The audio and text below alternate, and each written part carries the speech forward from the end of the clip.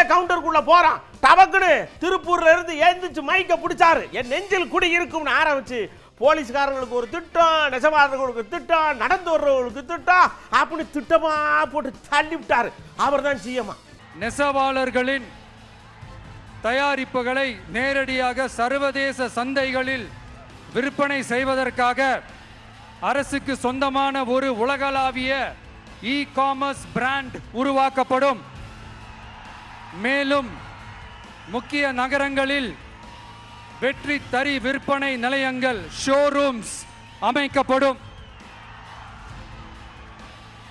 இரண்டாவது, நிலையற்ற நூல் விலை மற்றும் மின்சார நெருக்கடி சுமையை பகிர்ந்து கொள்ள கைத்தறி மற்றும் விசைத்தறி வைத்திருக்கும் ஒவ்வொரு நெசவாளர் குடும்பத்திற்கும் ஆண்டுக்கு 30,000 ரூபாய் வங்கி மூலம் நேரடியாக நமது டிவிக்கு அரசு வழங்கும். மூணாவது, கைத்தறிகளுக்கான இலவச மின்சாரம் 500 யூனிட்டுகளாகவும் விசைத்தறிகளுக்கான இலவச மின்சாரம் 1500 யூனிட்டுகளாகவும் உயர்த்தப்படும். முத்துராஸ் ஐயாவுக்கு ஒரு கவலை. ஏன் நீ சரக்குன்னு போய் அனுமதி வாங்கி வச்சுக்கிற, போக மாட்டேங்க, நாங்க போய் கேட்டா எங்களுக்கு தர மாட்டேங்காவ, அங்க விஜய் வாராருங்காக, ஏயா இப்படி பண்ற, ஒண்ணு போய் இல்லைன்னா பேயாம கடை அப்படின்னு முத்துராஸ் ஐயா கோவப்படுது. சகோதரர் விஜய் அவர்கள் ஒரு நாள் பிரச்சாரத்துக்கு போறாரு. அப்புறம் 2 நாள் அறிவிக்கப்பட்ட பிரச்சாரம் திடீரென்று ரத்து செய்யப்படுகிறது. போக மாட்டேங்கிறாரு.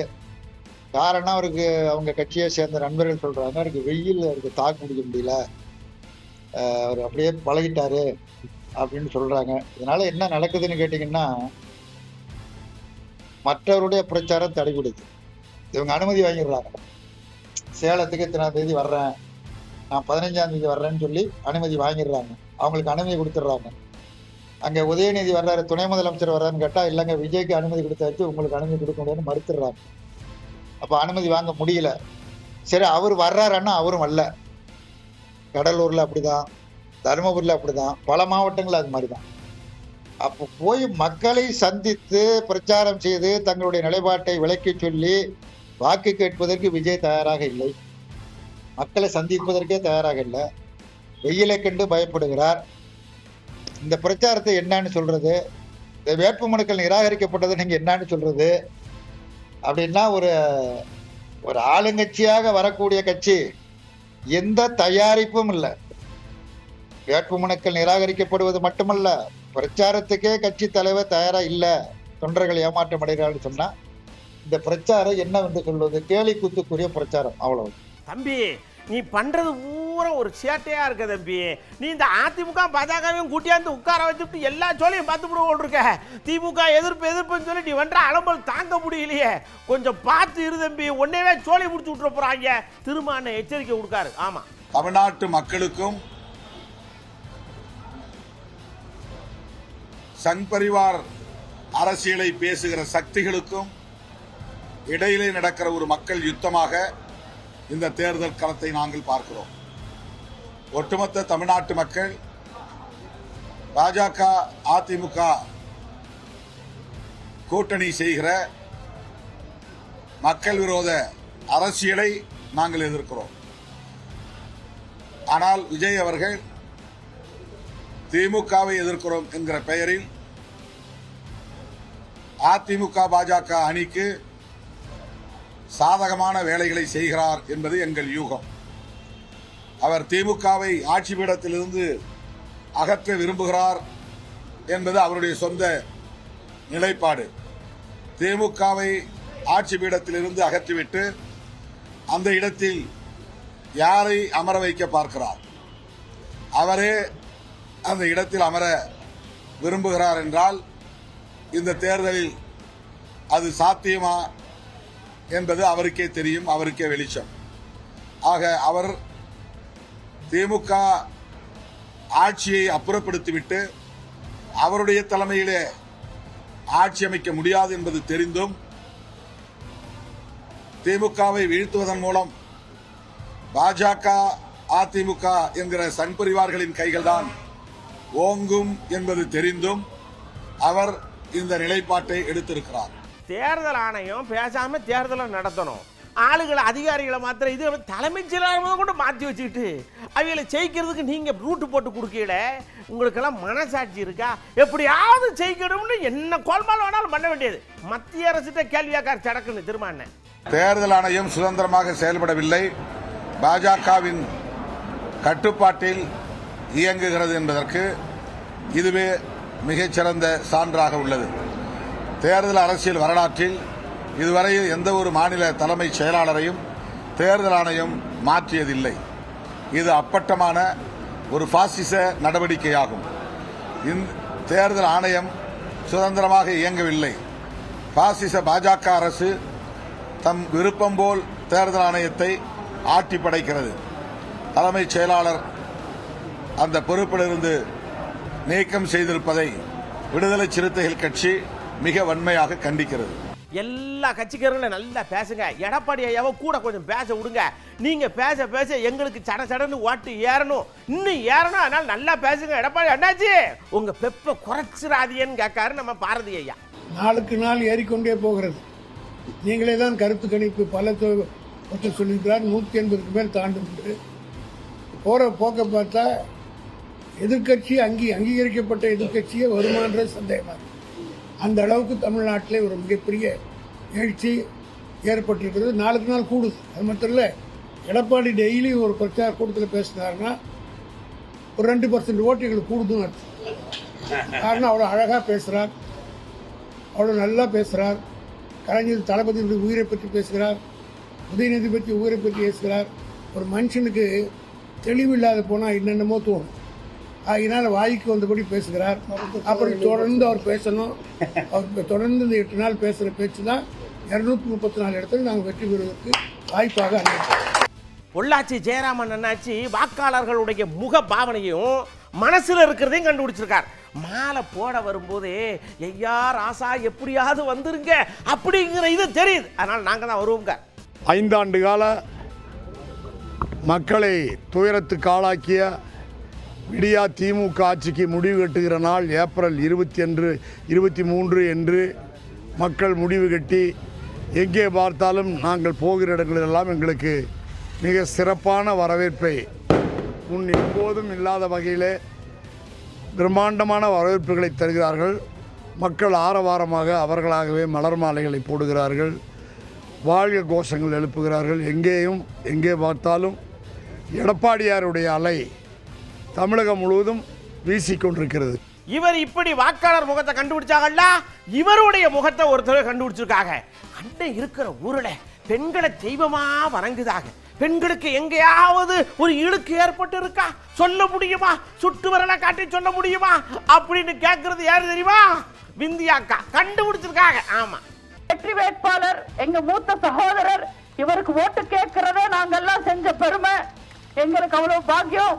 எங்க அன்பு சகோதரர் மூத்த அண்ணன் பொள்ளாச்சி ஜெயராமன் அவர்களுக்கு உங்க சின்னமான அம்மாவின் சின்னமான வெற்றியின் சின்னமான இரட்டை இலையில் வர்ற ஏப்ரல் 23 காலையில எழுந்திருக்கிறீங்க, சாமி கும்பிடுறீங்க, திருநூறு வச்சுக்கிறீங்க, நேர்மையா நியாயமா தைரியமா போய் ரெட்டாலைக்கு ஓட்டு போடுறீங்க.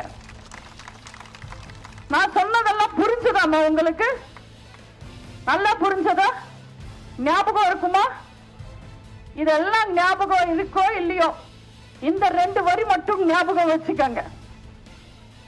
உங்க வீட்டுக்கு வர திருடனை கூட நம்பலாம், ஆனா திமுக காரனை நம்ப கூடாது.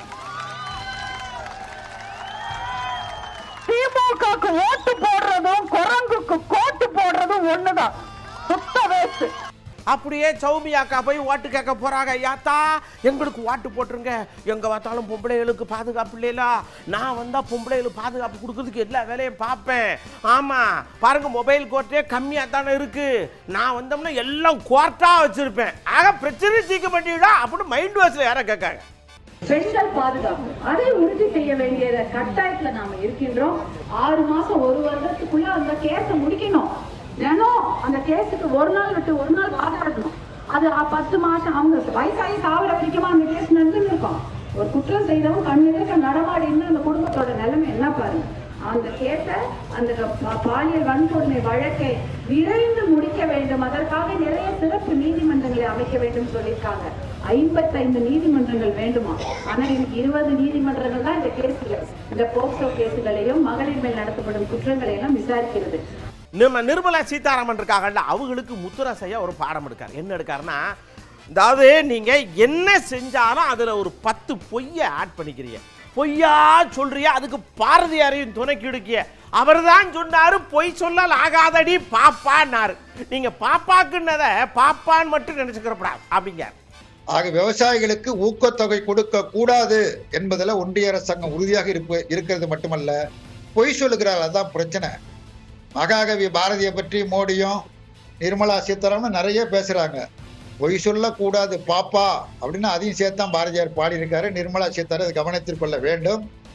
ஆகவே இந்த தேர்தல் ஒன்றிய அரசாங்கத்தினுடைய தமிழக புறக்கணிப்புக்கு எதிராக நடைபெற்று கொண்டு இருக்கக்கூடிய ஒரு மகத்தான போராட்டம். இந்த போராட்டத்தில் தெரிந்தோ தெரியாமலோ அறிந்தோ அறியாமலோ நம்முடைய எடப்பாடி அந்த வலையில போய் சிக்கிக்கிட்டாரு. சிலந்தி வலையில ஈகப்பட்டதை போல பிஜேபி வளைத்த வஞ்சக வலையில் எடப்பாடி பழனிசாமி போய் மாட்டிக்கொண்டார், பரிதவித்து நிற்கிறார். கர்ணன் திரைப்படத்துல செஞ்சோற்று கடன் தீர்க்க சேராத இடம் சேர்ந்து பஞ்சத்தில் வீழ்ந்தாயடா கர்ணா, வஞ்சகன் கர்ணனடா அப்படின்னு ஒரு பாட்டு கண்ணதாசன் எழுதி சீர்காழி கோவிந்தராஜன் அருமையா பாடியிருப்பாரு. அதே கண்ணதாசன் இப்போ இருந்திருந்தா சம்பந்தி வழக்கு முடிக்க சேராத இடம் சேர்ந்து வஞ்சத்தில் வீழ்ந்தாயடா எடப்பாடி, வஞ்சகன் மோடியடான்னு இப்ப பாடுவாங்க. எடப்பாடி ஐயா வந்து ஒரு விஷயத்தை பயங்கரமா யோசிச்சு வச்சு கண்டுபிடிச்சு சொல்லியிருக்காரு. ஐயா 33-10மா நாங்கள் 50 வரைக்கும் கொண்டு வந்துருவோம்னு கொண்டு வந்தா திமுக வந்து இடையில வந்து கட்டையை போட்டு தடுக்காங்க, பெண்கள் முன்னேற அவங்களுக்கு விருப்பமே இல்லை அப்படிங்காரு. எப்படி ஒரு கண்டுபிடிப்பு வச்சுடா. 5 மாநிலத்தில் தேர்தல், மற்ற மாநிலத்தில் தேர்தல் புரியுதுங்களா? இப்போ வந்து பெண்களுக்கு 33% இடஒதுக்கீடு என்பது நீண்ட நாட்கு கோரிக்கை.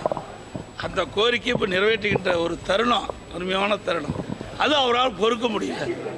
இன்றைக்கு அப்படி அந்த 33% பெண்களுக்கு இடஒதுக்கீடு நாடாளுமன்றத்தில் சட்டமன்றத்தில் கிடைக்குது. ஒரு பெண்கள் எதிர்பார்த்ததை விட்டு பல ஆண்டுகளாக எதிர்பார்த்தது இன்றைக்கு அது நிறைவேறுகின்ற ஒரு சூழ்நிலை. இது அவரால் ஜீரணிக்க முடியல. அதனால் இப்படிப்பட்ட கருத்தை இன்றைய தினம் இந்த நம்முடைய ஊடகத்தின் வாயிலாக வெளிப்படுத்தி இருக்குது. ஆக தேர்தலுடைய பயத்தில் தோல்வியில் இப்படி கருத்தை குறிப்பிட்டிருக்கார். இது ஏற்கனவே பல ஆண்டுகளாக இன்றைக்கு பெண்கள் தொடர்ந்து கோரிக்கை வைத்திட்டு இருக்கிறாங்க. இந்த தருணத்தில் இருக்கின்ற மத்திய அரசாங்கம் அவருடைய கோரிக்கையை நிறைவேற்றுகின்ற விதமாக நாடாளுமன்றத்தை கூட்டியிருக்குது. நன்றி, வணக்கம். அப்படியே இபிஎஸ் ஐயா அப்படியே பொங்குனார்ல, இங்க கொஞ்சம் இப்படி திரும்புங்க மிஸ்டர் பழனிசாமி அவர்களே. நான் கேட்கறதுக்கு பதில் சொல்லுங்க. தொகுதி மறுவரையறை இங்கே இவ்வளவு நடக்கு, இது பத்தாதுன்னு நாங்கள் போராடுதோம், எல்லாம் சரியா வரும்னு சப்போர்ட் பண்றீங்க, பெரிய இது மாதிரி பேசுறீங்க அப்படின்னு பீட்டர் அல்போன்ஸ் ஐயா கேட்கார். பதில் சொல்லுங்க. கர்நாடகம், ஆந்திரா, தெலுங்கானா, தமிழ்நாடு, கேரளா, புதுவை இந்த அனைத்து தென் மாநிலங்களுக்கும் இப்பொழுது உள்ள இந்த மசோதா சட்ட திருத்தப்படி கிடைக்கக்கூடிய இடங்கள் மொத்தமே 180 190 வரை. ஆனால் பீகாருக்கும் உத்தரப்பிரதேசத்துக்கு மட்டும் 180 இடங்கள் கிடைக்கும். 2 மாநிலங்களுக்கு 180 இடங்கள், ஏறக்குறைய 5 மாநிலங்களுக்கு 180 இடங்கள்னா பாராளுமன்றத்திலுடைய ஒரு சரி சமமற்ற நிலைமை இருக்கும். மாநிலங்களுடைய குரல்கள் நசுக்கப்படும். அதிலும் குறிப்பாக பீமராவ் மாநிலங்கள் என்று சொல்லக்கூடிய இந்தி பேசுகின்ற மாநிலங்களிலே நாடாளுமன்ற உறுப்பினர்களுடைய எண்ணிக்கை மிக அதிகமாக இருக்கின்ற காரணத்தினால் மற்ற மாநில நாடாளுமன்ற உறுப்பினர்கள் நாடாளுமன்றத்திற்குள்ளே நடைபெணங்களாகத்தான் இருக்க முடியுமே ஒழிய உரிமை பெற்ற நாடாளுமன்ற உறுப்பினர்களாக பணியாற்ற முடியாது. 833 பேர் இருக்கின்ற அவையிலே யாருக்கு பேசுவதற்கு வாய்ப்பு கிடைக்கும், எந்த விவாதம் நடக்கும்? நாடாளுமன்றமே கூடி கலைகின்ற ஒரு அவையாக வடகொரிய நாடாளுமன்றத்தை போல, சீன நாடாளுமன்றத்தை போல விவாதங்களே இல்லாமல், எதிர்க்கட்சிகளே இல்லாமல், ஆளுங்கட்சி மட்டுமே பேசி தீர்மானங்களை நிறைவேற்றுகின்ற ஒரு கட்சி ஜனநாயகத்தை நோக்கித்தான் அவற்றார். இதுக்கிடையில இந்த மறுவரை என்கிற பேரில் மாநிலங்களை சிறிய மாநிலங்களாக பிரிக்கக்கூடிய அபாயம் இருப்பதாகவும் செய்திகள் வருகின்றன. தமிழகத்தையே கூட 2ஆக 3ஆக பிரிக்கலாம். அப்படியெல்லாம் பிரித்தால் நாளை இவர்களை கேள்வி கேட்பதற்கான தகுதியும் அரசியல் சக்தியும் எந்த மாநிலத்துக்கும் இருக்காது. ராஜேந்திர பாலாஜி ஐயா நம்ம அந்நியாருக்கு ஒரு பதில் சொல்றாங்க. அந்நியார் சொன்னாங்க, எலெக்ஷனுக்கு அப்புறம் அதிமுக பெட்டுக்கு போயிரும்னு. யார் பெட்டுக்கு போறான்னு பார்ப்போம். 4ஆம் தேதி ரிசல்ட் வரும்ல, வர்றப்ப தெரியும் யார் யாருக்கு குழுக்க சேர்த்துறான்னு. அப்படிங்க ஐசி வார்டுக்கு அதிமுக போகுதா தேமுதிக போகுதான்னு சொல்லி தேர்தல் முடிவுக்கு முன்னாடியே தெரியும். அதிமுக கட்சி அழிப்பதற்கு கலைஞரே முயற்சி செய்தார், நடக்கவே இல்லை. கலைஞர் செய்யாத அவரை விட ராஜேந்திரன் யாரும் கிடையாது. அவராலே தான் அதிமுக அழிக்க முடியல. அதிமுக வயசு 53. இது பிடரி நரம்பு ஓட்டப்பந்தத்தில் ஈடுபடக்கூடிய இளைஞர்கள் நிரம்பிய இயக்கம் அதிமுக. எடப்பாடி பின்னாடி இருக்கக்கூடிய அத்தனை பேர் இன்னைக்கு புது ரத்தம் பாய்ச்சப்பட்டவங்க இளைஞர்கள் வந்துட்டாங்க. அதனால இந்த எங்களுக்கு ஐசியூல போகக்கூடிய வாய்ப்பு எங்களுக்கு கிடையாது. திமுக கூட்டணிக்கு தேமுதிக தான் அமையும். அவன் சுதீஷ் ஐயாவும் போன வாக்கில் ஏதோ ஒன்று சொல்லியிருப்பாரு ஒன்று இருக்கு, எலெக்ஷனுக்கு அப்புறம் அதிமுக இருக்காதுக்கு அப்படின்ற மாதிரி. இதுக்கும் பதில் சொல்றாரு. எத்தனையோ பேர் எவ்வளவோ வருஷமா இப்படித்தான் சொல்லிக்கிட்டே இருக்காங்க. சொன்னவங்க தான் இல்லை, நாங்க இருக்கோம், நாங்கெல்லாம் அப்படித்தான் அப்படிங்க. இது மாதிரி சொன்ன பல பேர் இல்லாமல் போயிருக்காங்க. அதிமுக இருக்காது, அதிமுக இந்த தேர்தலோட முடிஞ்சிடும். 80லேயே தலைவர் எம்ஜிஆர் சொன்னாங்க, 80 தேர்தலுக்கு முன்னாடி அதிமுக இருக்காது, நடிகருடைய கட்சி 4 மாதம் தாங்காதலன்னு சொன்னாங்க. அதுக்கு மாதிரி எடப்பாடியார் கட்சி ஆட்சி அமைச்ச உடனே, அம்மாவுடைய மறைவுக்கு முன்பு ஆட்சி முதலமைச்சராக பொறுப்பேற்ற உடனே அவரை சொன்னாங்க, இந்த கட்சி நிற்குமா, 2 அமாவாசை தாண்டுமா, 3 அமாவாசை தாண்டுமானாங்க. 4.5 வருஷம் அற்புதமான ஆட்சியை நடத்தி வரலாற்று சாதனை படைத்த முதலமைச்சராக பெயரெடுத்தவர் தான் எடப்பாடியார். ஆகவே எங்கள் இயக்கம் எங்கள் இயக்கம் அழிஞ்சோன்னு சொல்றவங்களுடைய அரசியல் வாழ்க்கை தான் முடிஞ்சு போகும். அப்படியே உதயநிதி என்னாச்சு ஒரு கேள்வி கேட்காரு எதிர்ப்புகாம பார்த்து, இந்த வாரங்க இவ்வளவு கஷ்டப்பட்டு செயலுக்கெல்லாம் போயிட்டு வந்திருக்காங்க, அவங்கள கட்சியில சேர்த்துக்கங்கன்னா சேர்க்க மாட்டோம். நீங்க இப்ப அந்த அக்கா நான் சொல்லுதான் சரின்னு சொல்லி சொல்றாங்க, அவங்களுக்கு உங்களால பதில் சொல்ல முடியுதா? இங்கிட்டே திரும்புறீங்க, அந்த பக்கம் பாருங்க அப்படிங்கிறல. நான் காலை விழுந்தது என்ன தப்பு? அந்த அம்மா எனக்கு முதலமைச்சர் பொறுப்பு கொடுத்தாங்க, பதவி கொடுத்தாங்க, காலில் விழுந்து ஆசீர்வாதம் வாங்கினேன்னு சொல்லிட்டாரு. நான் அவர் காலில் விழுந்து தப்பு சொல்லவே இல்லை. காலில் விழுந்து முதலமைச்சர் ஆனோடனே அந்த அம்மாவை பார்த்து என்னமா கேட்டாரு, நீயா என்ன முதலமைச்சர் ஆக்குறேன்னு கேட்டு அந்த அம்மா காலை வாரி விட்டாரு பாருங்க. அதைத்தான் நான் கேட்டேன். இப்போ சசிகலா அம்மாவை கேட்க ஆரம்பிச்சுட்டாங்க, ஆமா தம்பி உதயநிதி சொல்றது கரெக்ட் தானே, நீங்க காலில் விழுந்தால முதலமைச்சர் அவங்க பேச ஆரம்பிச்சுட்டாங்க. அதனால இந்த பஞ்சாயத்துல இருந்து வெளில வந்துருவோம். அவங்க 2 பேரும் பேசிக்கிட்டோம், நம்ம இதுல தலையிட வேணாம், இனிமே யாரும் போட்டோல கேட்க கூடாது, சரியா? நம்முடைய ஒரே குறிக்கோள் அடுத்த வர்ற சட்டமன்ற தேர்தலில் 23ஆம் தேதி ஒவ்வொருத்தரும் ஒரு வாக்கு கூட மிஸ் ஆகக்கூடாது, தப்ப கூடாது, சரியாதா? அப்படியே புஸ்தகத்தை எடுக்கிறோம் தம்பி, SC ST அடிக்கிறோம், எல்லாமே BC MBC ஆக்குறோம், இல்லைன்னா ஒட்டுமொத்தமா எல்லாரும் ஒன்று போல ஆக்கிடுறோம். தாதியா இல்லை அப்படின்னு அண்ணன் சீமானா ஆட்சிக்கு வந்ததுக்கு அப்புறம் செய்யக்கூடிய திட்டத்தை எடுத்து சொல்றார். தேவேந்திரல என்னை பட்டியலில் வச்சு எனக்கு சலுகை தராத, உரிய உரிமையைத்தான் தூக்குறேன். எவ்வளோ வருது எடுத்து 3 விழுக்காடு அருந்ததிற்கு கொடுத்துட்டார் ஐயா கருணாநிதி.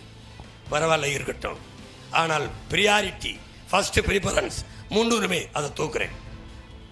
3 இழந்திருக்கேன் 14 வருஷமா, வட்டி 5 தூக்கி போடுறேன், 15ஓட 5 சேர்த்து 20 வைக்கிறேன், உரியதை கொடுக்குறேன். BC எல்லாம் தூக்குறேன், SCயிலிருந்து MBC BCயில் சேர்த்து அந்த கோட்டாவை அதில் வச்சு கொடுத்துட்றோம். எவனும் ஷெட்யூல் ட்ரைப்ஸும் கிடையாது, எவனும் SCயும் கிடையாது. ஆதி தமிழன் பழந்தமிழன் தேவேந்தன் இங்கே எவனும் கிடையாது. தமிழன் ஒருவன், என் இன சொந்தத்தில் ஒருவன் அங்கே தாழ்த்தப்பட்டு நின்றான் என்றால் என் இனம் தாழ்த்தப்படுகிறது, என் தாய்மொழி தமிழ் தாழ்த்தப்படுகிறது. சாயந்தரான CM ஊருக்கு பேசுவார், இந்த பக்கம் எதிர்கட்சி தலைவர் ஒன்று பேசுவார்டா. அந்த இடத்துல தான் CM ஐயா அங்கே வச்சு நங்கு ஏதாவது கேள்வியை கேட்டுக்கிட்டே இருப்பாரு. அவர் அங்கிருந்து பதில் சொல்லிட்டு இருப்பார். இப்போ என்னென்ன கேட்காருன்னு பாருங்க. நான் அவரை கேட்டுக்கொள்வதெல்லாம் நாவை அடக்கி பேசுங்கள். நீங்கள் தமிழ்நாட்டு பாஜகவுக்கு மட்டும்தான் இன்சார்ஜ். அதை மறந்துட்டு அத்துமீறி வாய்க்கொழுப்போடு பேசிக்கிட்டு இருக்கீங்க. இங்க மரியாதை கொடுத்தாதான் திரும்ப மரியாதை கிடைக்கும். பாஜக தமிழ்நாட்டை பற்றி தப்பா எடை போட்டு இருக்கு. மாண்புமிகு பிரதமர் அவர்களே,